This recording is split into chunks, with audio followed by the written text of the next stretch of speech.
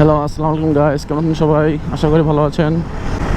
আজকে যাচ্ছিলাম বাইকটা সিরামিক কোটিং করানোর জন্য ঢাকা পিডি মোটর শপে।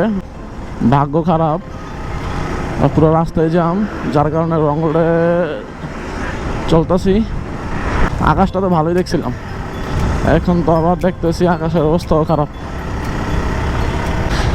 দেখি কি হয়। বৃষ্টি শুরু হয়ে গেছে। আমি বিডি মোটর শপে এসে পড়েছি। এখন সিরামিক কোটিংয়ের জন্য বাইককে গোসল করিয়ে রেডি করানো হলো। বাইককে কোটিং রুমে নিয়ে আসা হলো। এখন সিরামিক কোটিং করতে প্রায় 4-5 ঘন্টা সময় লাগবে। কোটিং করানো শেষ। Wow, look like a new bike. My bike is ready.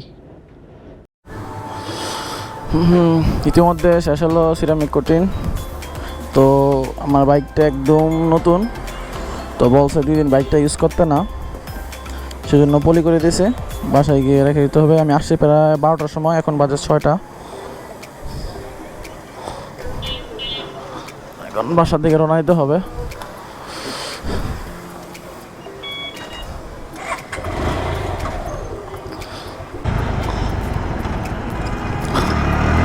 রাস্তা খালি বুঝলে যাই, যাত্রাবাড়ি ফ্লাইওভার। এই তো ফ্লাইওভার।